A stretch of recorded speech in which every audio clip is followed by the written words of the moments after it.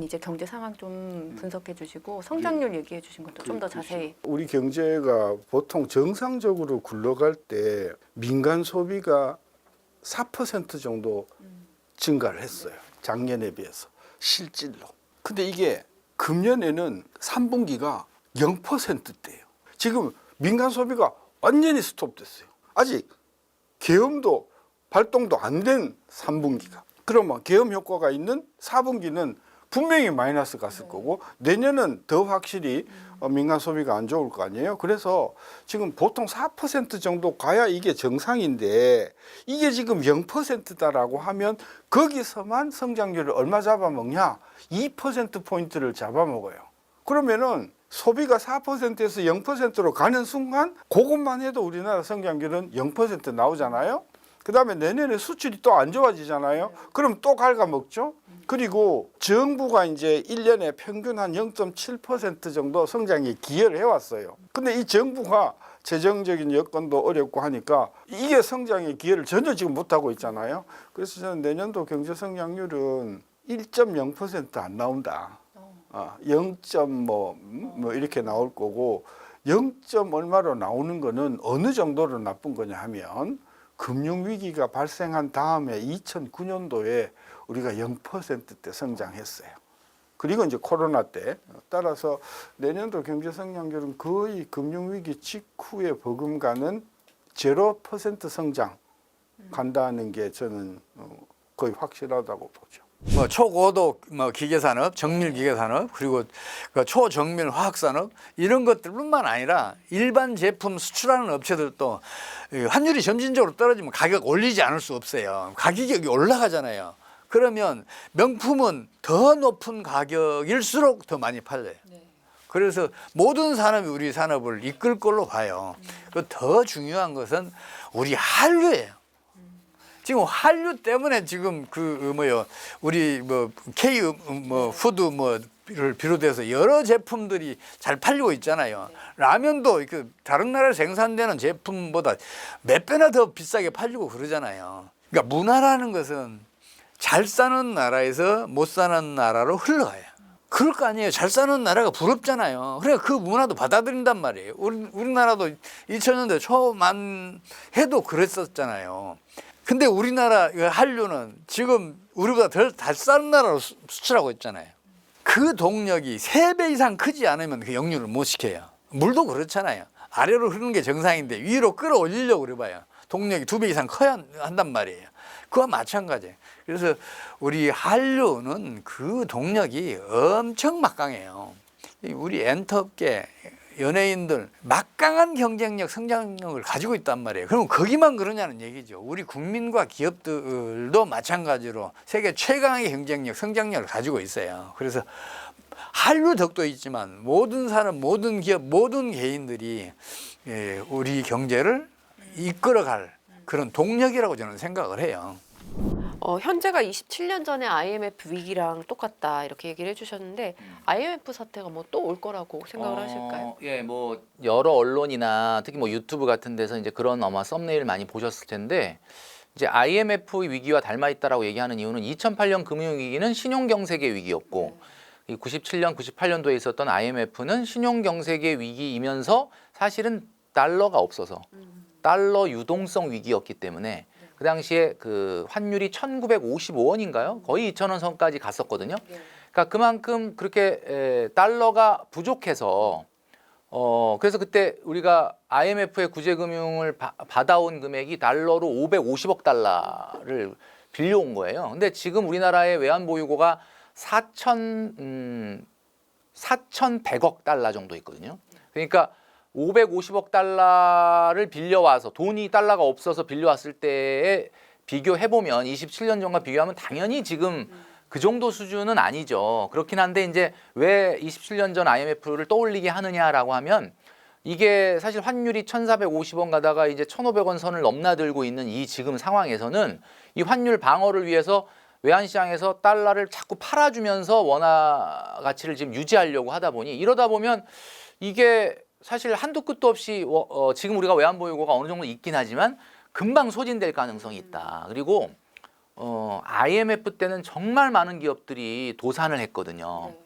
근데 우리나라가 지금 그 정도냐라고 본다면 절대적 비교로 보면 그 정도는 아니죠. 근데 이제 그렇게 위험하다라고 말씀드리는 이유는 뭐냐면 형태가 너무 비슷하기 때문이고, 또 하나는 그때는 그때는 우리나라가 국민소득이 $10,000가 안 됐을 때예요.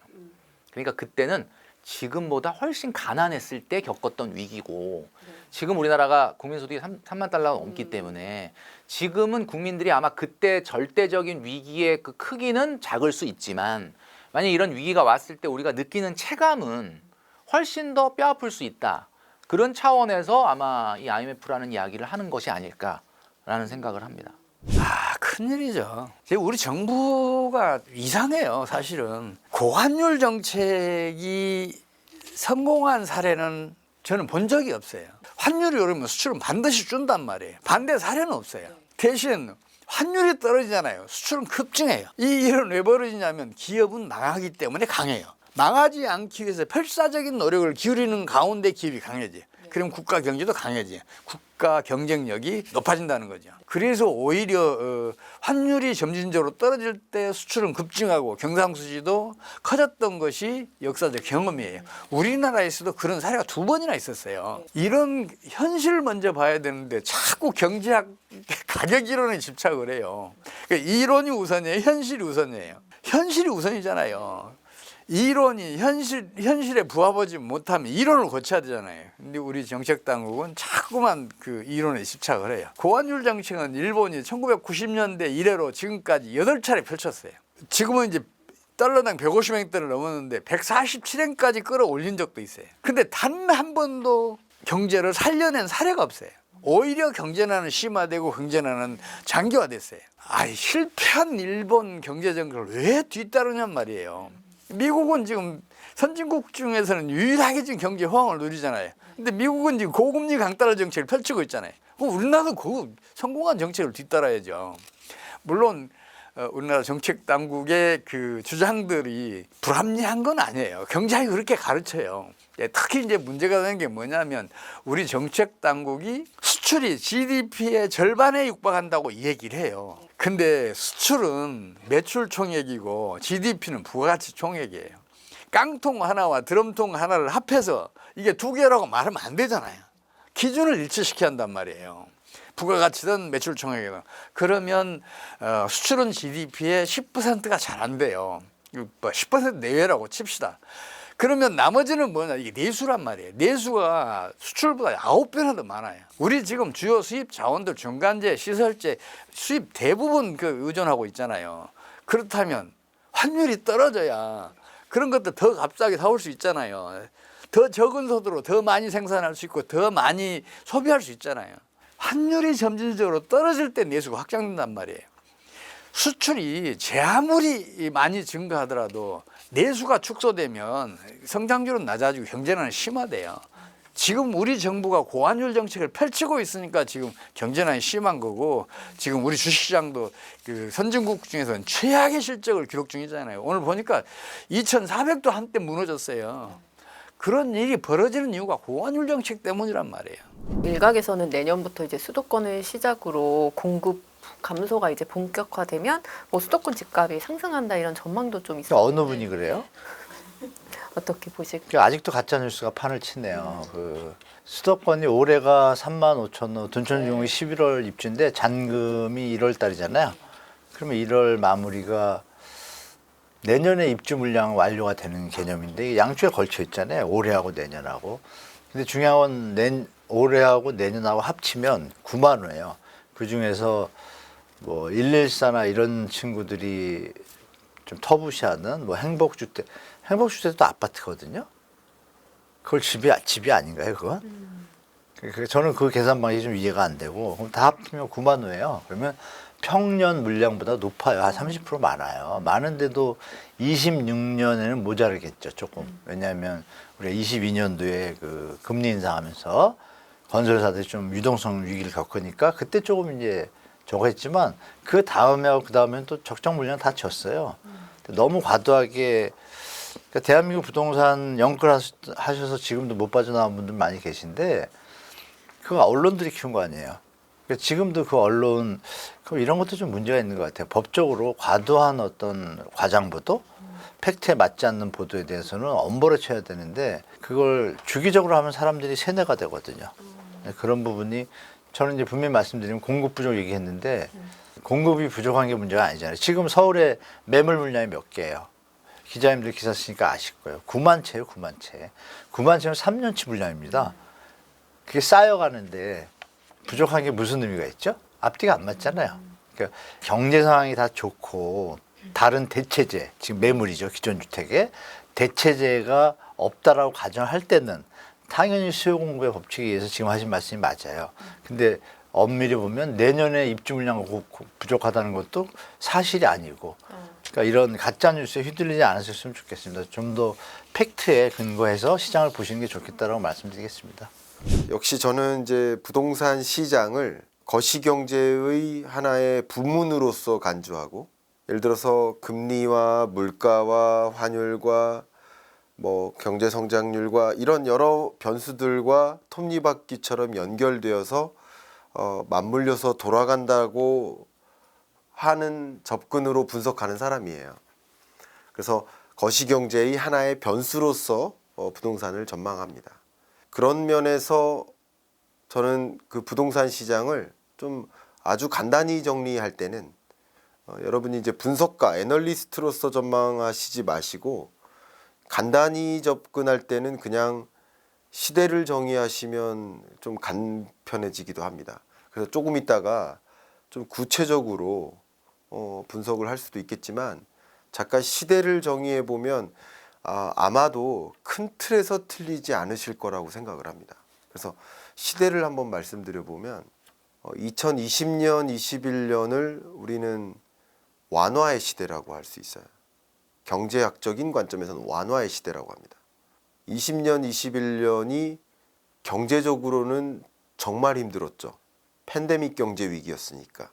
제가 어제 신세계 그룹에 다녀왔는데 신세계 면세점업, 이마트, 백화점 정말 많은 임직원들이 그때를 회고하면 상상하고 싶지가 않아요.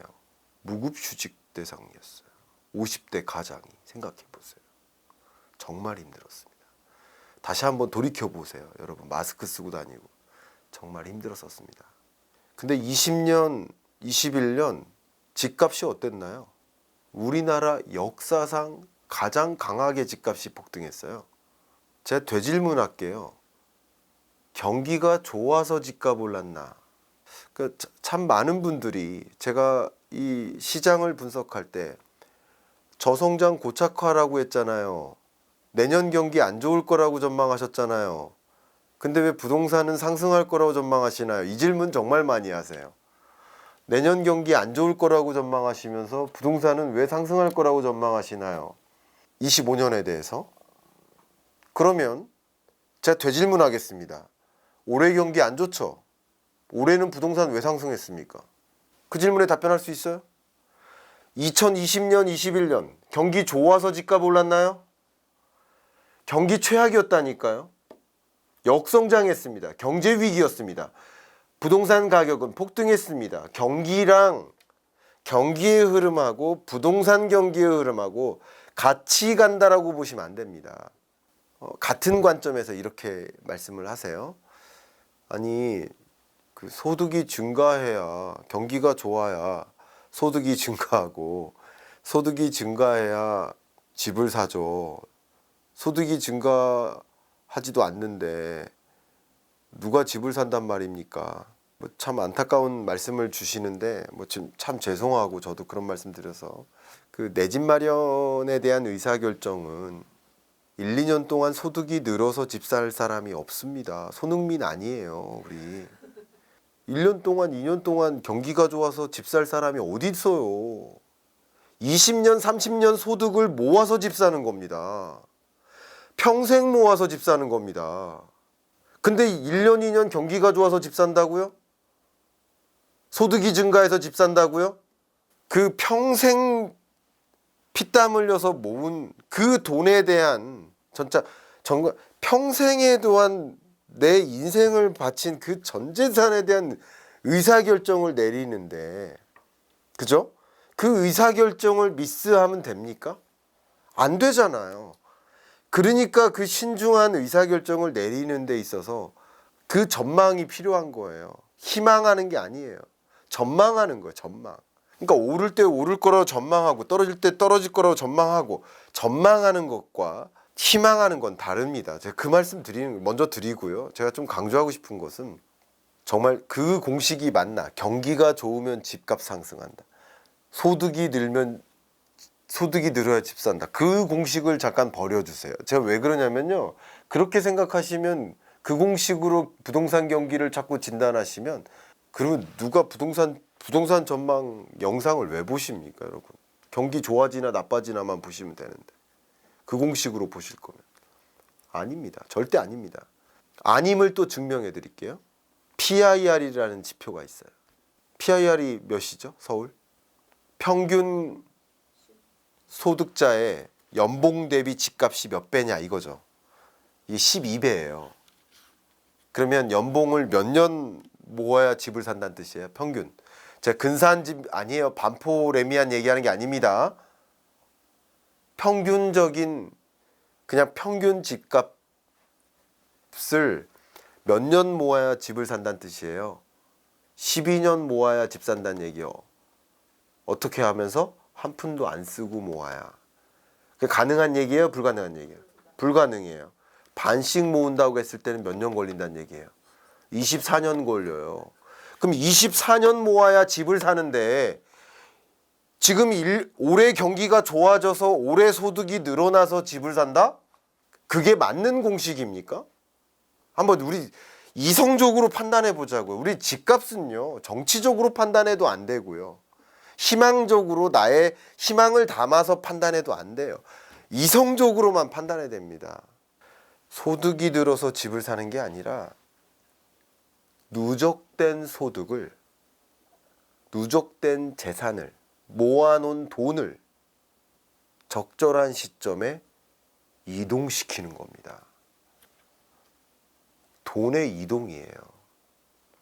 돈의 이동이 어느 시점에 일어나는지를 보셔야 됩니다. 그래서 제가 말씀드린 거예요. 그러니까 시대를 정의해 보세요. 그냥 간편하게. 가장 쉬운 접근법이에요. 대세적으로 틀리지 않을 겁니다. 20년, 21년 경기는 어려웠어요. 그러나 오히려 경기가 어려웠기 때문에 대대적으로 금리를 인하했었죠. 완화의 시대였어요. 완화의 시대 때 집값이 폭등했습니다. 우리나라 집값만 올랐나요? 세계적으로 완화의 시대였어요. 그리고 세계적으로 집값 올랐습니다. 그리고 22년, 23년, 24년 상반기까지 세계적으로 금리를 대대적으로 올리는 시대였습니다. 이걸 긴축의 시대라고 하죠. 그 긴축의 시대 동안 우리나라만 금리 인상했어요? 세계적으로 금리 인상했어요. 그럼 우리나라만 집값 떨어졌어요? 세계적으로 집값 떨어졌어요. 긴축의 시대에 어울리는 부동산 시장의 모습이었습니다. 완화의 시대에 어울리는 부동산 시장의 모습이고, 긴축의 시대에 어울리는 부동산 시장의 모습이었다. 그럼 24년 중반 이후 제 25년 경제전망서의 제목이 피벗의 시대라고 했고, 25년, 24년 중반 이후부터는 점진적으로 금리를 인하하는 시대, 피벗의 시대, 완화의 시대까지는 아니에요. 아직도 높은 금리예요. 극단적으로 제로금리를 도입하는 것까지는 아니에요. 점진적으로 인하하는 시대예요. 그래서 제가 뭐라고 썼어요? 완만한 상승세. 그리고 평균적으로 완만하게 상승한다고 했지 전국적으로 다 상승하는 게 아니라고 했죠. 수도권을 중심으로 상승하고 비수도권은 여전히 하락한다. 그렇게 말씀드렸던 이유가 바로 피벗의 시대에 어울리는 부동산 시장의 모습입니다. 이게. 그리고 완만한 상승세이기 때문에 또 강한 하방 압력이 있으면 상당히 상승세가 쪼그라듭니다. 금융규제 같은 거, 스트레스 DSR 같은 거. 그런 강한 하방 압력이 있으면 뭐 상승하다가도 좀 상당히 쪼그라들고, 금융규제가 또 풀리면 또 완만한 상승세가 유지되고, 이런 흐름일 것이다 라고 저는 전망한 거죠. 그리고 또 완만한 상승세라고 본다면 또 지역에 따라 차이가 있겠지만 뭐 서둘러서 내 집 마련하거나 영끌에서 내 집 마련하거나 할 만한 시점은 또 절대 아니죠. 그러니까 그 시대를 규명하고 시대에 어울리는 자산 시장의 모습이 있지 않을까. 일단은 더 구체적으로 저는 뭐 한 8가지 접근으로 예를 들어서 기술적 분석, 수급 분석, 수요 분석, 공급 분석, 선행 지표 분석 이런 여러 가지 접근으로 분석, 정책 분석 뭐 이렇게 분석을 다 해보고 들여다 봐야 되겠지만 뭐 여러분 한 분 한 분이 애널리스트고 여러분 한 분 한 분이 이코노미스트가 아니기 때문에 저랑 똑같은 접근으로 분석을 하시라고 말씀드리긴 어렵잖아요. 저는 여러분께 강조해서 드리는 게 오히려 상승할 것이다라고 생각하시는 분이라고 한다면 하락을 전망하시는 분들의 근거를 한번 잘 들어보시고요. 하락할 것이다라고 생각하시는 분들은 상승할 것으로 전망하시는 분들의 근거들을 또 한번 잘 들어보셔서 그 여러 근거들을 잘 조합해서 그 균형점을 찾아가시는 게 어떨까. 왜냐하면 우리가 분명 미처 못 보는 것들이 있을 거예요. 여러분이 제 이제 정면을 보고 계시잖아요. 사실 뒤에서 보시면 제가 진짜 잘생겼거든요. 네, 그렇습니다. 입체적으로 보셔야 됩니다. 그래서 다 보셔야 여러분이 미스저지하지 않습니다. 미스저지하지 않도록 제가 의견을 드리는 것이고 제가 맞다는 주장이 아니에요. 저도 틀릴 수 있고 누구나 틀릴 수 있지만 여러 가지 의견들을 조합해서 합리적인 선택을 좀 하시는데 참조하셨으면 좋겠습니다. 네, 교수님 삼성전자에서 근무를 하셨다고 하니까 첫 번째 질문 바로 삼성전자 위기론에 대해서 여쭤보겠습니다. 요즘 삼성전자 반도체 수익성이 떨어지면서 여기저기서 위기다, 부진이다 이런 이야기가 정말 많은데요. 최근에는 이제 고대역폭 메모리 반도체 HBM에서 유의미한 진전이 있었다. 엔비디아에 이제 좀 가시권에 들어선 것처럼 이야기를 했거든요. 언제쯤 납품할 것으로 예상하고 계실까요? 물론 이제 좋은 뉴스이긴 한데요. 사실 칩을 개발하는 입장에서 보면은 이 포스트 벤더로 그렇게 이제 개발을 해야지. 사실 지금 보면은 뭐 SK하이닉스 그다음에 마이크론까지는 이미 다 엔비디아에 들어가기로 돼 있는 상황에서 지금 이제 개발이 됐기 때문에 사실 뭐 그런 큰 의미는 사실 없는 것 같아요. 근데 이제 중요한 거는 뭐냐면은 뒤에서도 말씀을 드리긴 하겠지만 사실 지금까지 HBM3, 3E는 어찌 보면은 전초전에 있는 거고요. 전초전에 있는 거고 그 다음에 HBM4가 정말 그 중요한 그런 칩입니다. 왜냐하면은 HBM3E에 비해서 그 보통 우리가 이제 그 IO 수로 얘기하는데 IO 수가 이제 1024에서 2048로 이제 2배가 올라가는 겁니다. 근데 2배가 된다고 하는 거는 그만큼 이제 밴드위스가 더 넓어지고 그다음에 데이터 속도가 빨라진다는 거거든요. 그래서 어찌 보면 증검 승부는 HBM4에 있기 때문에 지금 뭐 3E에 뭐 유의미한 무슨 결과가 있었다 이거는 어찌 보면은 HBM4로 가기 위해서 거쳐야 되는 절차인 거고요. 실질적으로는 삼성 입장에서는 이제 HBM4에서 승부를 걸어야 될 거라고 그렇게 생각이 듭니다.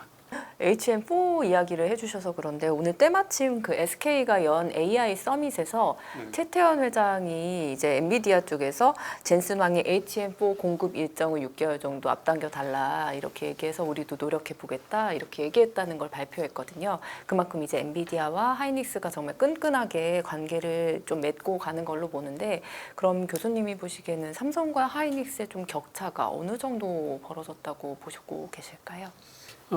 사실은 뭐 HBM3나 3E를 놓고 볼 때는 이미 SK하이닉스는 지금 뭐 양산이 되고 있는 그런 입장이고 삼성은 이제 뭐 양산에 들어갈까 말까 할 수 있을까 뭐 이 정도니까 사실 격차는 뭐 제가 생각할 때는 6개월 이상 있다라고 봐야 될 것 같고요. 근데 이제 HBM4의 경우에는 완전 근본적으로 좀 다른 칩이기 때문에 삼성의 입장에서도 새롭게 한번 도전해볼 만한 그런 추이라고 생각이 들고요. 거기서 뭔가 이제 삼성이 잘해준다면 이 판을 완전히 바꿀 수도 있다 이렇게 생각이 듭니다. 현재는 잘 하고 있기 때문에 그나마 긍정적이라고 봐야 되겠죠. 잘 따라가고 있고 어차피 뭐 그 HBM이라는 게 몇 단위 되든지 할 수 있는 회사는 글로벌에 셋밖에 없는 거잖아요.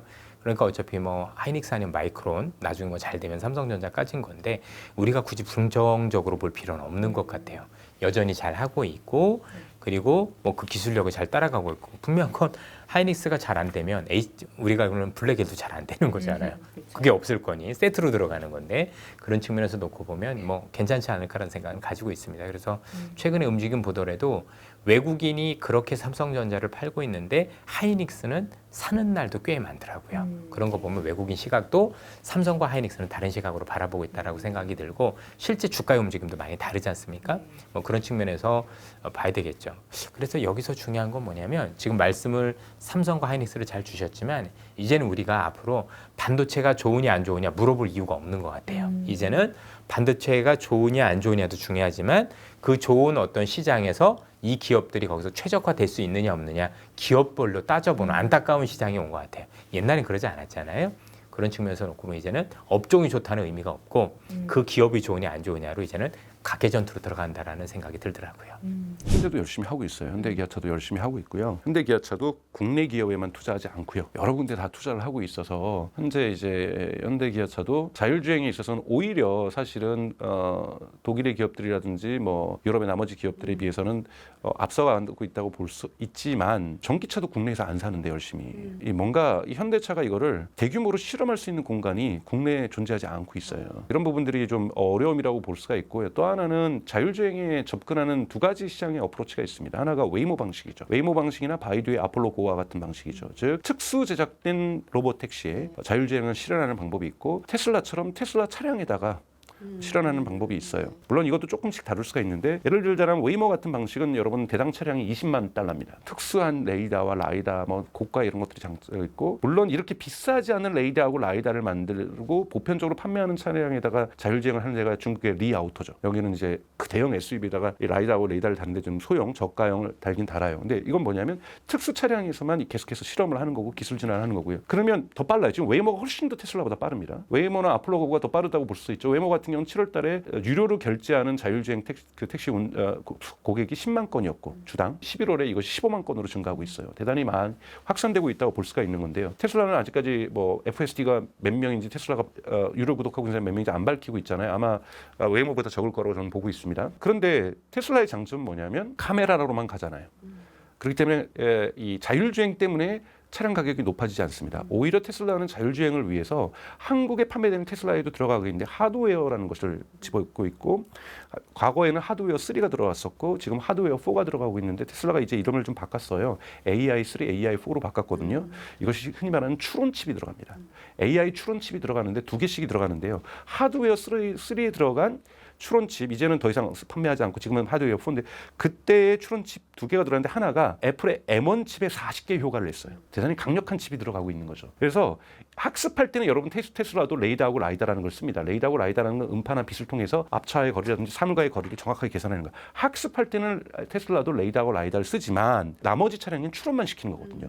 이건 카메라하고만 결합해서 그렇게 흔히 말하는 프라이스를 갖다가 가격을 올리지 않더라도 자율주행이 가능하다는 건 뭐냐면 테슬라가 최근에 총 700만 대를 생산했잖아요. 약 테슬라의 차량에 500만 대의 이 하드웨어가 깔려 있다고 보고 있어요. 그럼 어느 순간 500만 대가 다 자율주행이 되는 거예요. 특수 제작된 차량이 아니라 이건 뭐냐면 테슬라가 조금 더 느리게 가지만 웨이모보다 어느 순간에 자율주행에 완전히 도달하는 것 이걸 테슬라는 지금 FSD 13이라고 얘기를 하고 있어서 저도 이제 FSD 13이 곧 공개되니 이것이 어느 정도인지 좀 지켜봐야 될 것 같아요. 근데 이 FSD 13 또는 FSD 14가 나온다고 한다면 저는 궁극에 가서 14 정도가 되거나 15 정도가 돼야 정말로 자율주행이 될 거라고 보는데요. 14, 15가 나온다고 봤을 때 갑자기 500만 대, 600만 대 그때는 또 차량이 더 팔리니까 매년 180만 대씩 팔리고 있으니까 그러면 뭐 1000만 대가 자율주행이 될 수 있는 시대로 간다라는 거는 규모의 경제 면에서는 이건 비교가 되지 않는 겁니다. 그야말로 그 AI 시대가 열리면서 세상이 많이 바뀌고 있거든요. 그게 바로 이제 그 반도체에서도 그 영향이 그대로 오고 있는데요.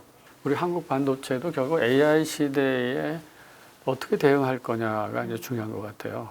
우리 메모리는 안 그럴 줄 알았잖아요. 메모리는 뭐 큰 변화가 있겠어요. 그랬는데 메모리도 그동안은 이제 표준화된 규격에 의해서 대량으로 막 찍어내기만 하면 됐던 그 메모리가 그게 아니라 시스템, 고객, 그러니까 지금 같은 경우 엔비디아죠. 엔비디아가 원하는 거에 맞게끔 칩을 만들어야 되는 맞춤형 메모리로 바뀌었단 말이에요. 그러니까 결국은 메모리에서도 이제 큰 변화가 있는 거고요. 그 다음에 이제 시스템 반도체. 시스템 반도체는 저는 이제 어떻게 보면은 AI 시대가 열리면서 우리한테는 오히려 기회다 이렇게 생각이 들어요.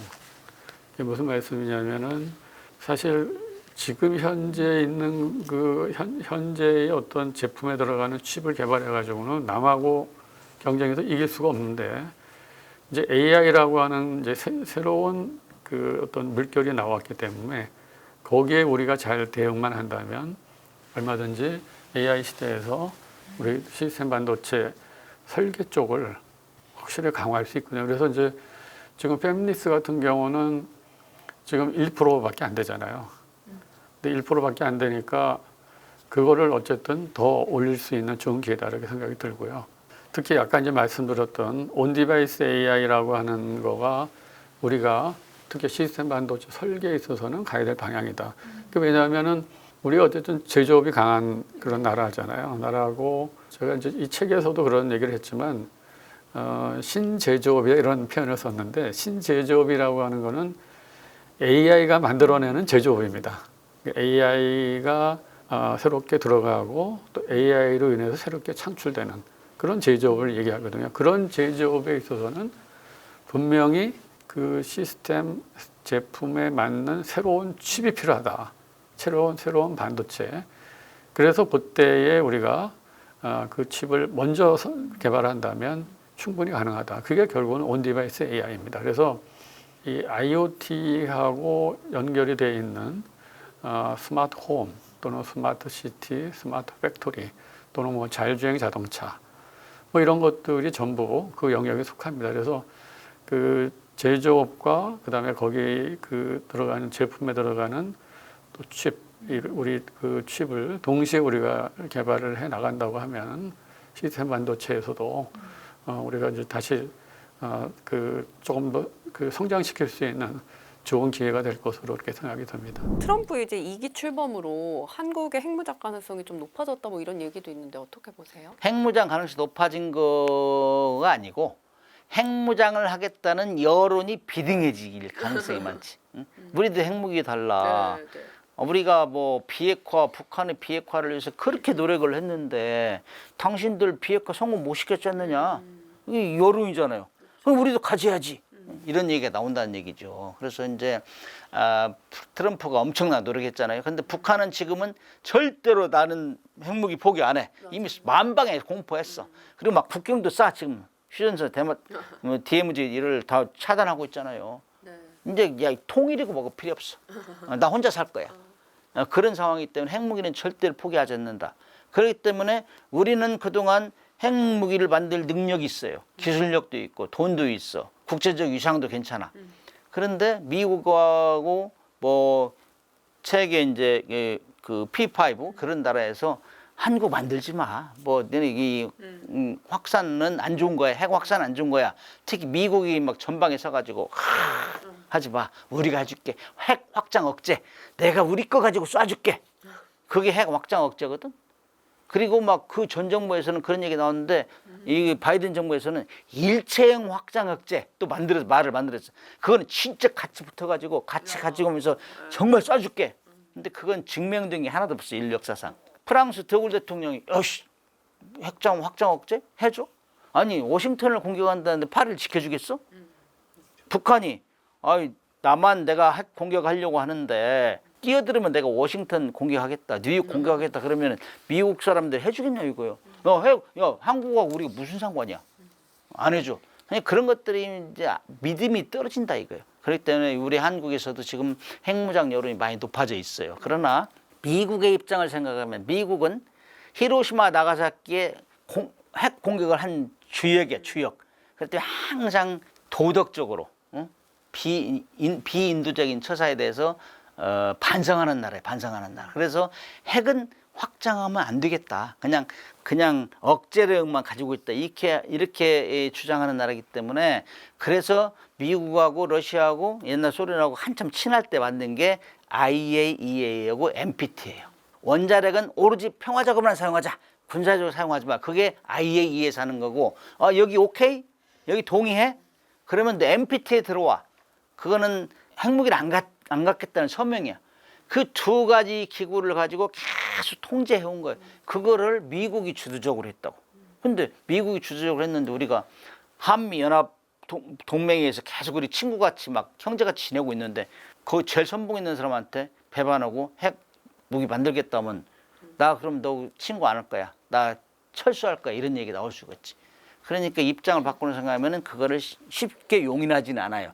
그러나 이제 북한이 아주 세게 나온다든지 중국이나 러시아가 미국을 엄청나게 자극하고 미국의 불안을 느낀다. 미국이 이 아시아 이권에서 그러면은 일본하고 우리를 키워서 핵무장을 시킬 수 있죠. 왜냐하면은 북중러가 다 핵을 가지고 있잖아요. 한미일이라고 딱 대동단계를 하자 했는데 미국만 가지고 있잖아요. 미국은 지리적으로 떨어져 있잖아요. 그때 불안한 걸 느끼고 자기들이 한국하고 일본하고 핵무장을 시켜서 좀 편안하게 이 근방에서 중국이 경거망동하게 뭐게 하자. 이런 국내 정책이 결정되면 할 수 있어요. 그러나 우리가 막 해가지고 우리만 해주시오 하면은 야 너네 하면은 일본도 해달라게 뭐 대만도 해달라게 도미니 현상이 있어. 이런 와중에서는 미국이 용인할 가능성이 적죠. 그러나 이제 그 전에 우리가 원하는 거는 핵무장은 미국을 자극하고 디커플링이나 우리가 친구가 관계에 소원될 수 있으니 그 전에 일본같이 핵무기를 물질을 만들 수 있는 능력을 확보하자. 그게 우라늄 농축 및 재처리 시설이에요. 일본은 비핵화를 주장한 나라예요. 일본은 다 핵으로 당했기 때문에 핵무기는 제주도 않겠다. 보유하지도 않겠다. 들여오지도 않겠다. 이게 비핵 3원칙이. 그러나 일본은 핵무기를 만들 수 있는 물질을 다 확보했어요. 1988년도에 미일 원자력제를 개정하면서 수십억 불을 반대급부로 줬어. 우리 좀 이런 느릴 거 다 사용할 테니까 제발 이거는 해달라 해가지고 한 나라예요. 우리는 그것도 없어. 우리는 말로만 다 사와야 돼요. 우라늄 사오는 건 다 NSC라는 그것도 미국이 만들었어. 뉴클리어 서플라이스 그룹이라고. 뉴클리어 서플라이스 그룹은 핵물질을 우라늄을 공급하는 공급국들이에요. 다 그 통제하고 있어요. 너 어디다 팔았지? 너 언제 얼마 팔았어? 그 나라 어디였어? 이거 다 감시. IAEA를 통해서. 그래서 NPT, IAEA, 그다음에 NSG 이 세 개 거대 기구를 가지고 핵을 확산을 방지하는 게 미국의 그 왕초의 왕초. 근데 우리가 자꾸 하자고 하면 하겠느냐 이거죠. 그러나 이제 미국이 필요해서 그다음 미국이 굉장히 어렵고 이런 상황에서 할 때는 우리가 요청하면은 하기 전에 자기들이 먼저 검토할 수도 있죠. 그러나 그 전 단계 그래서 핵 잠재력에는 핵물질을 가지고 있어야지. 핵무기를 만들 기술이 있어야지. 그거는 우리가 확보하자. 일본처럼 일본 수준으로. 그게 우리가 요구하는 방향이고 지금도 많은 사람들이 핵무장 하자는 여론을 많이 있어요. 저도 거기에 뭐 단톡방에 가입해 그러는데 저는 주장하는 거는 그 전에 핵무기보다는 핵 잠재력을 확보하자는 게 저희 주장이에요. 일단 우리 사람들이 이제 기대를 하는 분들이 많아요. 와, 트럼프 됐으니까 우리 핵무장 가능성이 열리겠네. 가능성이 열리는 건 맞아요. 가능성이 열리는 건 맞는데요. 우리가 핵무장할 수 있는 가능성이 그 전보다 높아지는 거지. 우리의 핵무장 가능성이 그렇지 못할 가능성보다 지극히 낮다는 점 바뀌지 않아요. 정도의 차이만 있는 거죠. 왜 미국이 한국을 예의주시하는지를 거꾸로 봐야 돼요. 한국은 전 세계 그 어느 국가보다도 절박하게 핵을 원하는 나라일 수밖에 없어요. 그러니까 미국의 입장에서 우리가 한국이라고 입장 바꿔 생각해보자. 우리가 저 나라였으면 핵 갖고 싶어서 어떤 짓도 다 했겠는데? 그래서 한국을 거꾸로 콕 집어서 꾸깃꾸깃 밟고 있는 거예요. 핵 개발 못하게 하려고. 왜냐하면 우리가 핵 개발하면 전 세계적으로 나도 우리는 왜 하면서 핵 확산이 비합수적으로 핵 확산이 될 수가 있잖아요. 그래서 우리는 핵 보유에 있어서 표적 탄압을 받고 있는 국가예요. 딱 찍어서 괴롭힘 당하고 있는 나라가 우리나라라고 생각하시면 돼요. 억울해도 어쩔 수 없어요. 그게 현실이에요. 그래서 미국은 우리를 협박하기도 하고 혼내기도 하고 어르고 달래면서 핵우산 제공해 줄게 이러면서 제발 하지마라고 하고 있는 거죠. 핵은 정치적 차원에서 우리가 만들기가 어렵지. 여러분 대한민국은 제조업 강국입니다. 예, 우리는 전투기도 만드는 나라예요. 무슨 말이냐면 이거 기술적 차원에서는 만들려고 그러면 바로 만듭니다. 만드는데 1년 걸린다는 분도 있고 2년 걸린다는 분도 있고 2달 걸린다는 분도 있고 1달 걸린다는 분도 있고 일주일 걸린다는 분들도 있어요. 이게 왜 이렇게 차이가 나냐면 어떻게 만들고 실험하고 어떻게 그 핵 보유를 외국에 인정받고 요 기간을 다 합쳐서 2년이라고 하는 분들도 있고요. 기술적인 차원에서는 일주일이에요. 왜 그러냐면 그 코로나 바이러스 터졌을 때 코로나 사태 났을 때 그 모더나에서 그 백신 설계도 하루 만에 나왔어요. 예, 기술적 차원에서는 일주일짜리예요. 예. 그런데 이제 실험하고 안정성 테스트하고 만들고 공장 돌리고 양산하고 뭐 이렇게 하면은 뭐 2달 잡을 수도 있고 1년 잡을 수도 있는 거죠. 그래서 만들면 바로 만들 수 있다. 그냥 그것은 어떻게 시간을 계측하든 바로다라고 하는 게 한국의 이제 그 기술이라고 보면 되고요. 우리가 만약에 기회가 오면 기회가 왔을 때 최소 비용으로 핵 보유의 권리를 잽싸게 차지해야 돼요. 기회가 올지 안 올지 모르겠지만 온다면 아마 100년에 한 번 오는 기회일 거예요. 그래서 한국 대통령과 행정부가 그 어느 때보다 영리하고 민첩하고 대담하고 도전적이고 대한민국은 지금 대통령이 역대 모든 대통령보다 가장 스마트해야 됩니다.